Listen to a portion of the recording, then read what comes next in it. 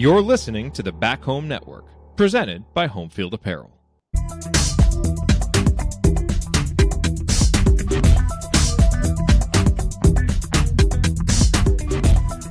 Welcome back to Crimson Cast. Galen, Scott Caulfield joining you.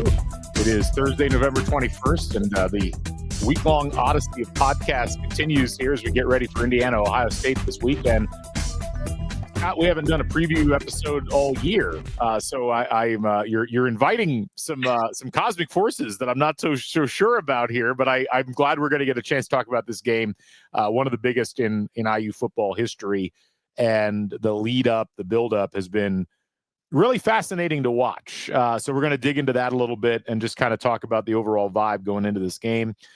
First, just a quick reminder, folks, we're brought to you by Homefield Apparel, your place to go for the finest in college fashions, the softest fabrics, the coolest designs, and just a place that every college football fan should be going as they look into trying to support their team in the best way that they possibly can. This is also a company, Scott, that has a tremendous number of great sales. In fact, they just announced their Black Friday sale going to be coming up.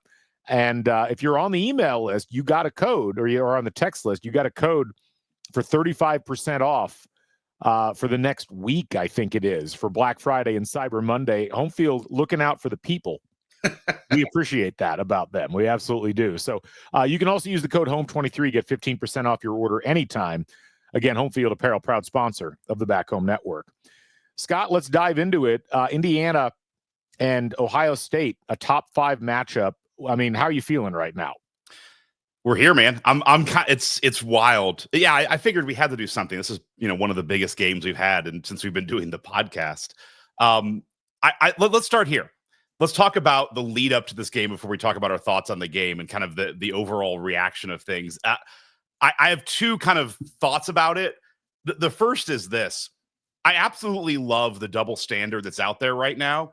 That, there's a lot of talk about how, Indiana they don't have to win, but they have to at least show respect. Like, we need an eye test to see that Indiana is worthy of being in this game. They can't just get blown out. Yet the rest of the season, eye test doesn't matter. Like, we beat the living hell out of Nebraska. We, roll over Washington. It's like, yeah, those eye tests don't matter. Even the Michigan game, you're up 17-3 and it gets a little mucked up, but you kind of owned them. We didn't blow them out.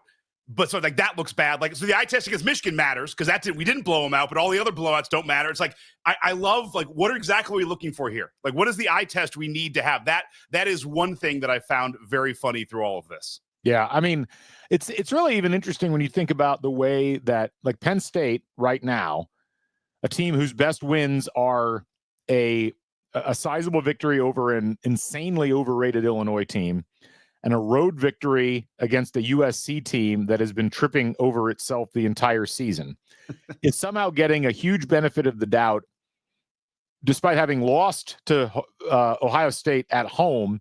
And, that's a game where their offense only scored 7 points the entire game. And I'm trying to think of what the reaction would be for Indiana if they just put the Penn State performance in that Penn State is not being punished for in this Ohio State game. They would be mutilated in the press. And the whole thing's been fascinating to me. I mean, we noticed this last week a bit, but this week the discourse has gotten even more intense. It feels like Indiana has broken the SEC and is to some degree broken discourse in college football. And Tom Fornelli, Nicole Auerbach, there's a couple of other people that have, I think, done a good job of pointing this out. Ari Wasserman from On3. This is what happens when a brand that is not already accepted threatens the status quo. What you've got is an Indiana program that is not a Michigan or an Ohio State or even a Penn State, or a Michigan State, a team that's like, or Wisconsin, a team Miami, Florida. Yeah. That's like, well, even like Miami's kind of in a separate category. They've won so many, titles and whatnot. But I'm even talking about the second tier brands, like, the Auburns, I would throw into that mix, like teams that have been competitive. People are like, oh, they're in the playoff. That makes sense. Indiana represents a threat to that status quo. And, SEC fans have been kind of programmed to think that everything that their conference does is the best in the country, and that they're always the best. And what's fascinating about this process with Indiana is and Joel Klatt brought this up on Fox Sports on his podcast, like the things that Indiana's getting criticized for, you could point the finger at like 5 or 6 other teams that are in the mix, including teams ranked above Indiana, Texas, Penn State, and they aren't getting harangued. It's Indiana that's getting harangued. And it's become, not to borrow the Miller Kopp phrase, but it's kind of become Indiana versus everybody over the course of this last week and a half, 2 weeks. And to some degree, I think it's good. It's like a baptism by fire for Indiana into college football. One of many things, Scott, we did not expect to be dealing with in the 2024 season. It's surreal. The whole thing's been surreal that we're here in the first place. It's funny. In my notes, it's funny seeing all the Blue Bloods and SEC teams freaking out as somebody dares to break into their party. And even today, I joke, this is exactly what I would expect if I asked AI to give me an Ohio State version of this game. But there was, Ohio State Barstool had a Instagram post. They were just like literally straight face, like Indiana should forfeit the game because it's like a forfeit's a 1-0 loss. Like Indiana should just forfeit. It's like these takes are insane. What I think is interesting about it, and I'm kind of stealing a tangential thought from Zach Osterman on his podcast, but you watch the college football playoff and then that show, it's 20 minutes of just how do you deal with an 11-1 Indiana team? Like, how do you compare them to this? Everything is based on the fact that we're going to lose to Ohio State. Not one effing minute of what if Ohio State loses? Are they out of the play? I've never heard that brought up. Now, we can talk about how we think the game is going to go, but these are 2 teams. They are going to play a game. Like, there's an outcome that could happen. I've not heard one iota of, is Indiana going to be ranked number 1 if they win? What kind of trouble is Ohio State in if they lose? Like, it's wild that you get people wigging out and freaking out, and there's never even the counterpoint of Indiana could win the game. And what does that look like? I will say that I have seen that. Like CBS, they had 2 of their panelists, I think, pick Indiana. Rick Neuheisel picked Indiana in this game. And you're starting to see it a bit more. Because what's been fascinating for me to watch in this whole process this week especially has been all of these national reporters finally digging into the stats and being like, oh, wow, Indiana actually compares very favorably to Ohio State. Like, these 2 teams are very similar to each other. And that recognition that's there. Now, there's a lot of intangibles. And I think, one of the things that gets pointed out accurately, and we've had this talk on some of our podcasts this week, the podcast I did with Dane Sanzenbacher, the pod that you've hopefully heard already with me and Taylor or me and Stefan, it's that Indiana hasn't played in these kinds of circumstances before. And even the transfers, the James Madison transfers, the individual transfers from the ACC or the Big 12, this is a different type of environment.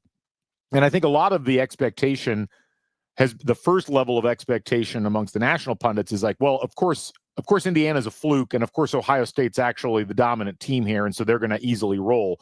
Then you look at the stats, and you're like, well, maybe not.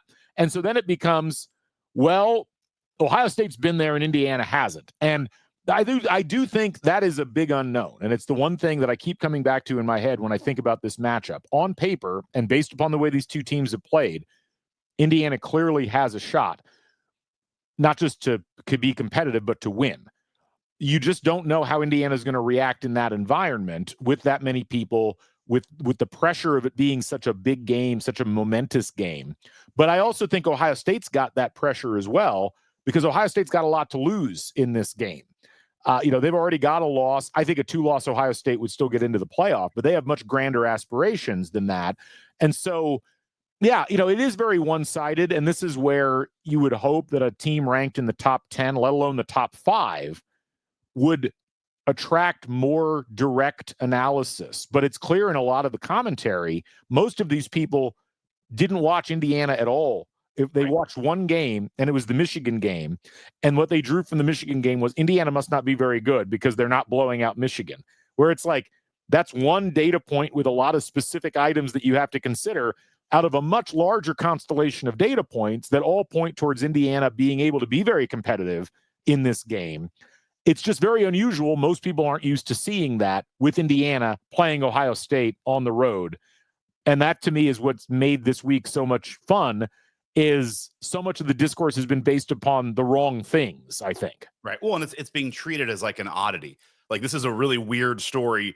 it's not being viewed as a 2 top 5 matchups. Like you're not, again, kind of stealing Osterman's stuff, but it's like you see nothing about Ryan Day's record against top 5 teams in relation to the game this weekend. It's more like this oddity of, can a upstart like Indiana actually compete at Ohio State? It's, and you mentioned, I'm interested in both sides, but it does feel like there is more pressure on Ohio State, because if you look at how a lot of the Indiana games have gone, they come out to big leads. Even the games we haven't looked great, like the Michigan game, we were still up 17-3. I was thinking that this morning, if we go up 17-3 at any point in the first half against Ohio State, all the pressure is on them. I mean, suddenly it's like, what the hell is going on? If we put the blitz on them like it's 28-7, like we did against Nebraska, all the pressure is on them. There's even a world where, if Ohio State goes up 14 or 17-0, I'm not comfortable. But you look back to a couple years ago, they went up 28-0 on that Penix team, and then kind of like, all right, Indiana sucks, we got it. And then Indiana came roaring back.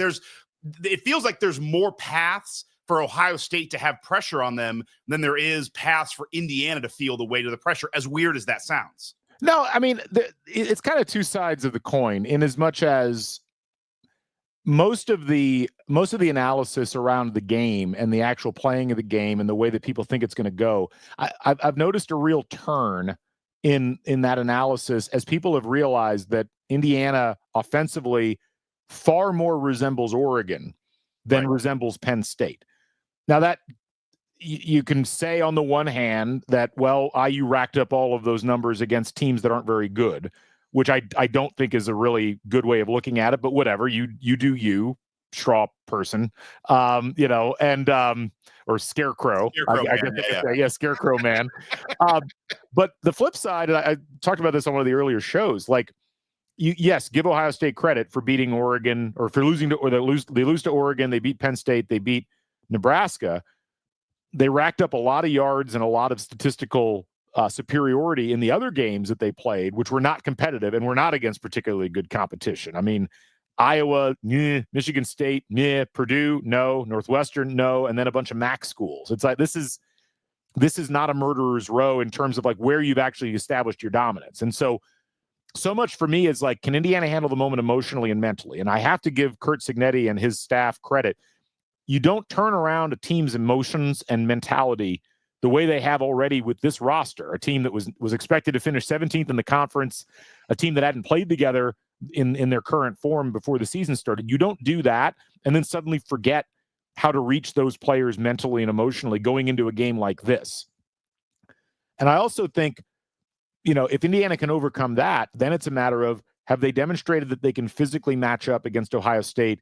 Can they make throws? Can they make runs? Can they make tackles? Can they, get chaos going on the defensive side? And if you want to point to the Michigan game and say, well, the Michigan game was a bad game for Indiana, I'll flip it around and say the Michigan game to me demonstrated that they could go toe-to-toe physically with a superior opponent, that they could find ways to win when their opponent took away their top 2 or 3 options. And you stack that on top of having an extra week to prepare, and the fact that this is a really good Ohio State team with really talented players, but not at the places where Indiana is the strongest, which is in the trenches.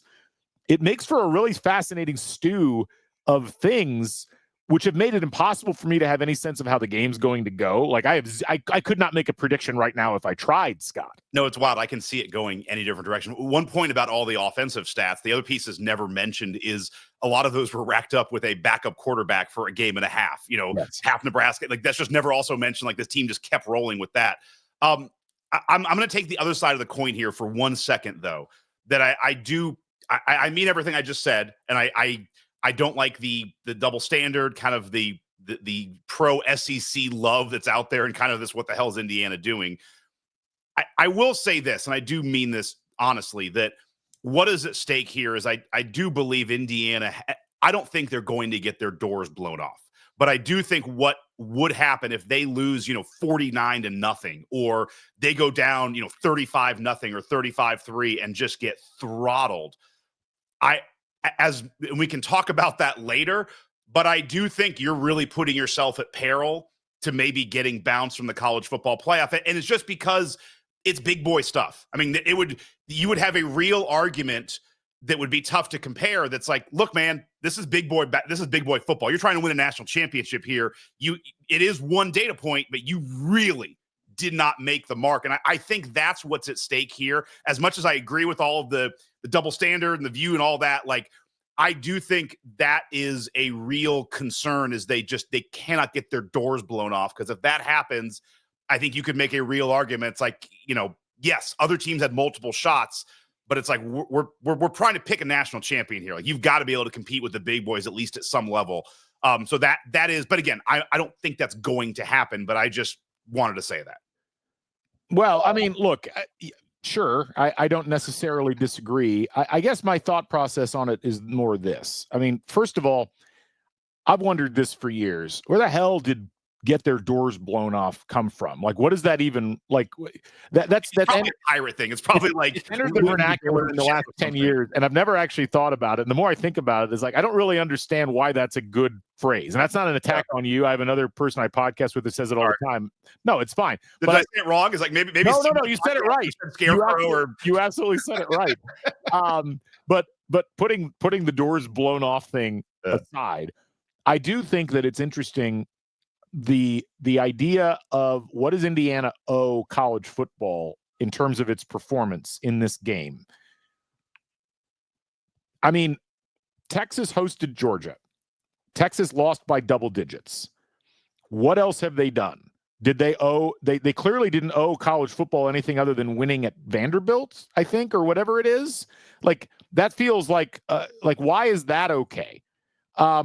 Why, if Penn State loses by 7 points at home to the one team that they had to beat at home, right, and it's the same team this was actually an argument I remember us making in 2020, where it's like, people are like, well, you can't complain about getting replaced in the Big Ten championship game by Ohio State. You lost to Ohio State. And it's like, we lost on the road at Ohio State in a game where all the momentum was Indiana for the last 2 quarters.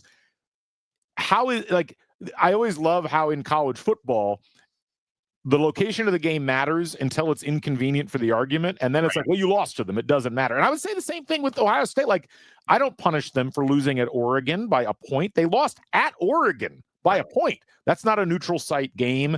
It's not a game where you can say, well, gosh, if you were really that good, you would have beaten them. Now, I do think for Indiana, it's like if you go out and embarrass yourself, which feels very unlikely given this group. But if they went out and embarrassed themselves, then look, I think that it'd be much harder to make the argument that you're one of the top at-large teams in the country. And I think that if that happens, and again, I don't think it's going to happen. I feel like this team is too well coached. They're too focused. But if it did happen, as Indiana football fans, we're contractually obligated to bring it up as an option. But I would say I'm fine with it, and like I'm at peace with that. And I think all you can do if you're a program like Indiana, all you can do if you are the players on the roster, all you can do if you're Curt Cignetti is ask to be in the position that they're in going into this weekend. They are a top 5. And, I'll note, like, all the complaints about the committee overrating Indiana.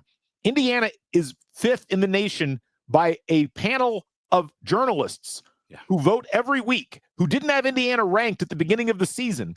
And they have chosen to rank Indiana 5th. So you can't say this is the committee going, off the rails. This is the consensus of the country right now.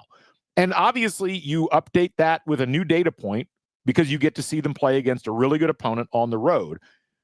I don't know what the expectation is for Indiana in terms of what they have to do, but I do think that unless it's like a 52-3 kind of thing, unless Indiana just looks like they don't belong on the same field, it'd be hard for me to say, oh yeah, they clearly don't deserve to be in the college football playoff because of how dominant they've been the whole rest of the season. So to me, it's like, I don't want to think too much more about it because it's like, why engage in that thought process? But I do think it's really fascinating to think about, like, the idea that IU, and this is what I hate about the framing of all of this.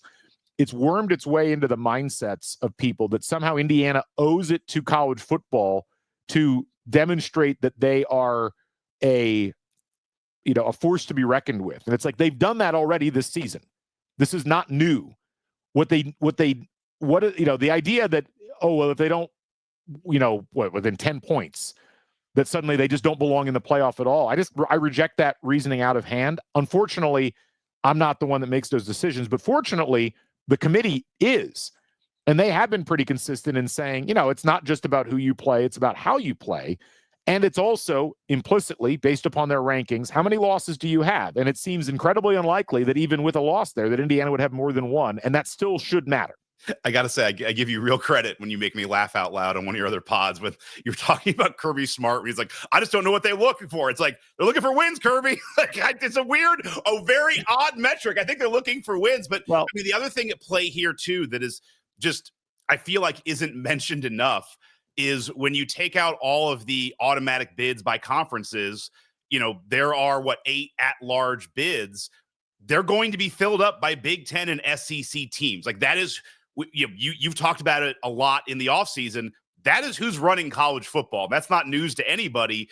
If Indiana doesn't make it, there is no other team in the Big Ten that takes its place. Right. And so this is, people are doing this a little bit unfairly, jockeying, like trying to pump up the SEC. It's the SEC's trying to get 5 and to get the Big Ten 3, because it's not like, look at the Big Ten. There's no Iowa, Washington, to paraphrase Patino, they're not walking through that door. Like it's either Indiana or it's 3 Big Ten teams, and that's it. So a lot of this talk from the SEC schools is even less about Indiana. It's more just, we want to load it up with SEC schools. Yep. But again, I go to there's 2 leaders at play here, and they both want to be running college football. And they're both probably going to say like, look, the Big Ten doesn't want to just kowtow to the SEC to this, because then they'll never hear the end of it. So there's politics at play there that I think also help Indiana. I agree. I've been talking about this for a while, and you and I talked about it a little bit last time, but I think people need to understand, like, this is not 2020. The Big Ten had a vested interest in, and I don't agree with it. I hate the way that they handled it. It was disgusting, but the Big Ten felt like they had a vested interest in being in a position where the best team could compete in a 4-team playoff. That's not here. It is not about the best team. It's about volume. Right. How many teams do you get in? And for all the people that have said, the committee's going to screw IU, the committee chairman is an AD in the Big Ten, or the Big Ten wants to screw Indiana. Why would the Big Ten want to chop one of its own nuts off in this? Like, why would they be like, no, we couldn't possibly have Indiana in the college football playoff? There's no other nominee besides Oregon, Ohio State, and Penn State. Would you rather have 4 teams in the tournament, or would you rather have 3 teams in the tournament? You can give your number 1 rival another team. There's no scenario. Right. The Big Ten, he's not going to the ACC. Yeah, Tony Petitti's not buying a burner phone, getting Ward Manuel on and say, Ward, we got to keep Indiana out of the playoff. It's just not happening. Right. So, I do think a lot of this really comes down to there's a narrative being pushed, and it's being pushed by SEC sources clearly, that Indiana doesn't belong, SEC schools belong, and that's what it comes down to. And I keep saying this, when the rankings come out, what we see in the rankings does not match that narrative.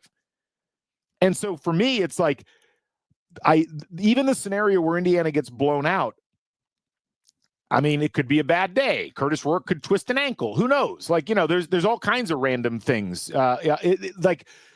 You got to take it in totality. You have to see what the thing is. But the idea that it would just be something where Indiana gets left by the wayside because they're inconvenient, you got one of the 2 most powerful conferences in college sports fighting against that, because it would be bad for them if that happened. And I think that that's something that we are so used to being put upon as Indiana fans in football by the establishment, that is the natural inclination. So, this is why I've kind of stopped engaging in that kind of thought process or debate, because to me, it's like, you're in a great spot if you're Indiana. You make a good accounting of yourself. You're in the college football playoff. No one's going to say a word. You go in and win the game. You might be the number 1 team in the country. I think you would have a real argument to say, like, I want 1 minute of fun for that. Like, you go in and win that game, which I think, I don't know if we're going to do final predictions or not. I'm not giving a prediction. That's fine. I think, I think there's a real chance they could win this game. And if they do, just let's have fun. This is the only time we can do it. I think they come out and it's like, all right, you really have an argument to be the number one team in the country. Because right now the number one team is Oregon, and you have a common opponent now, and that's Ohio State. And IU played them on the road, and they would have won on the road, presumably by more than one. But even if it's by one, it's like that's road versus home. Right. Somehow Penn State's still going to be above us. Like, I'm sure Penn State will just move to one.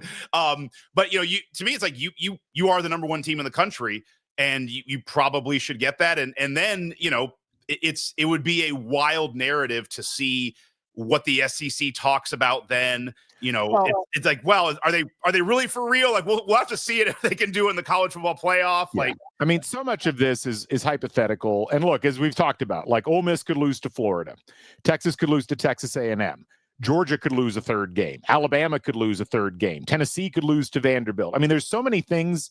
Right. These SEC schools are trying to insulate themselves against bad results. And again, we're 3 weeks away or whatever it is from the selection show. We're a long way from all of this mattering. There's so much football to be played, including the games this weekend.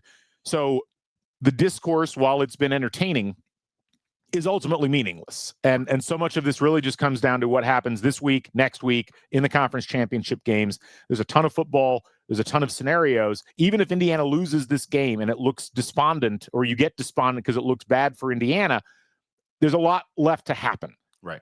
And when you take the totality of the updated strength of schedule with Ohio State in it, hopefully blowing Purdue out by 70 points or whatever it is, other results elsewhere, the playoff predictor numbers they're not lying. All right. Indiana, I really do think has a 97% chance of making the playoff.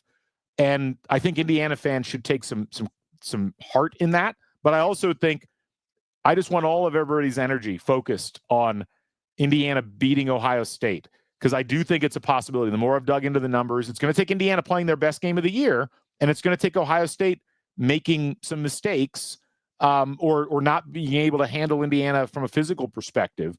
But we've seen worse Indiana teams play better against Ohio State than you would have expected. I expect a really good Indiana team to make a good accounting of themselves in this game. And at this point, though, I feel at peace with it. Like I couldn't be more confident in a team and a coaching staff, and what they've shown throughout the course of this year and how different they are from what we're used to seeing. So I'm really excited about that, and I hope that the rest of the folks in IU in Hoosier Nation are feeling a similar thing. I agree. I think we have the better coach. He's had 2 weeks to prepare, and I do really believe in that. I think there's a lot of paths where it can get really funky for Ohio State. Yeah. If we come out and start really hot or play well or just keep it close, or we get up 10-3, suddenly there's a lot of pressure on Ohio State to do a lot of stuff, and they're going to be the ones feeling the pressure. Yeah. I want to ask you this before we get out of here. I'm very curious. What are you wearing? And where are you going to sit? Who are you sitting with? Like, what do you wear going into the horseshoe for a game like this? Well, it's tough. It's because it's going to be chilly. And I don't have a good white IU. I've got my old Script oatmeal hoodie. I might actually have to bring that one out. I haven't worn the Script oatmeal hoodie since actually Connor from Homefield kind of jokingly forbade me from wearing that, because I have one of the original Script hoodies and it is so worn that you can barely see the Indiana. But I think that's probably going to end up being the choice. I haven't totally decided yet. Now, I am sitting by myself. I bought a solo ticket. I am sitting in I don't know what end zone it is, but it's not the end zone with the really tall side. It's the other one. And I'm in the lower level, but I'm about 25 rows up, and that's the plan. So I'm rolling over Friday late afternoon. We're going to meet up. Are you with IU section, or you just I just bought it off of SeatGeek. So I'm going to probably be right in the middle of a bunch of Ohio State people, and that's fine. Right. I mean, they don't scare me. But it's going to be an interesting experience. I mean, I don't get a lot of chances to go and really go behind enemy lines like that in the stadium. So a bunch of stuff still up in the air all year. I have tried to make a last-minute judgment call about what I'm actually going to wear when I go in. A lot of it's going to depend on what the weather ends up being, because the forecast has been all over the place the last couple of days. It's kind of settling down. It doesn't look like it's going to be quite as cold as it originally looked like it was going to be, which I'm appreciative of, certainly, if you know me. But yeah, that's the plan. And I'm just excited to get the whole thing started. Yeah, I'm looking forward to hearing your reaction from it, and I'm fired up for the game. My son, I coach my son in basketball. He has a game at 1:00 on Saturday, so I'm like, do I just try and go radio silent and just catch up later? Do I just watch the game and then when I start coaching my son's team, just kind of have it in the back? I'm not sure. What would you do? I would have given up coaching youth sports. I mean, I mean, you can't time shift this. You've got to be monitoring it in real time. Okay, so just I miss the second quarter basically. Yeah, I mean, I don't know. I don't think you have a choice. To me, because you're gonna tear your hair out trying to keep track of what's going on in the game. Yeah, and time shifting just doesn't work. It doesn't work. And so I would just invest in it however you can for however long you can, and we'll see where things go. But that would be my recommendation to you. Okay, I appreciate that, and I will take that to heart. And I'm looking forward to Sunday, man. It's going to be. I'm just saying. I'm letting everyone know this. There will be immense cursing on Sunday if we win. Like it's just going to be. We might have to. That'll be an explicit one. No ads. Sorry, sorry to everyone. But I think we have a real chance. But like you, I have a hard time making a prediction. I've changed a lot this year as an IU fan. I've gotten a lot more confident. Saying we're going to go into the horseshoe and win is just like that is right. A bridge beyond anything I've ever thought is possible. I predict it's going to be a close game. Yeah. And by close, I mean like 2 scores either way. I agree. And the other thing too I was thinking about is, Rourke's from Ohio. Yeah. He's an Ohio kid who probably wanted to go to Ohio State. And how many times have we seen this in Indiana? Last year, the kid from Army, there's always some kid from Indiana in basketball who comes back and just torches us in Assembly Hall and has the biggest game. This would be a moment for Rourke to do it in Ohio, to do it at Ohio State. I mean, there's so much obviously at stake here. Even just the idea if Rourke has a game, like just torches, has 4 or 5 touchdowns and looks dynamite, he's in the Heisman conversation. It's going to be fascinating. I actually made that point on the preview I did with Stefan. If Indiana's going to win, I think it is a Heisman moment for Rourke that makes it happen. I mean, he hasn't had a 300-yard game since Northwestern. Yeah. I mean, it's one of those where he's really going to have to be dealing out there. And I think he's got a good opportunity with the matchups on the edge to be able to do that. So we'll see what happens. But we'll wrap this one up and be safe, man. Have fun. Be safe. Yeah. Safe travels. It's going to be wild. Looking forward to it. And we'll certainly look forward to chatting about it on Sunday. For those of you that don't know, we always do our recap pod. It'll be a little later on Sunday because I got to drive back. I'm not driving back till Sunday morning. So in the night might be a little bit later in the late morning, early afternoon, depending on when we get out of there. But we will certainly have something on Sunday to talk about what happened. Anyway, Scott, as always, a pleasure, and thank you, all you folks. Hopefully, all the content this week was helpful as you get ready to watch University of Ohio State top 5 matchup from the Horseshoe coming up on Saturday at noon. My thanks to Home Field, our presenting sponsor, and my thanks to the whole Back Home Network. For Scott, I'm Galen. This is Crimson Cast. We'll catch you folks on the flip side. Bring back the Bison. Stay never daunted. So long, everybody.